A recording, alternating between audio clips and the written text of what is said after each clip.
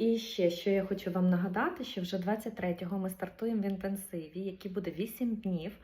Коштує символічно, активна досить буде робота в нас, пропрацювання наших сфер життя. Інтенсив називається «Я сила, я бренд». Це про нашу внутрішню силу, про наші внутрішні відчуття нас самих до себе. Це про всі наші сфери нашого життя, про наші всі канали нашого життя, чакри.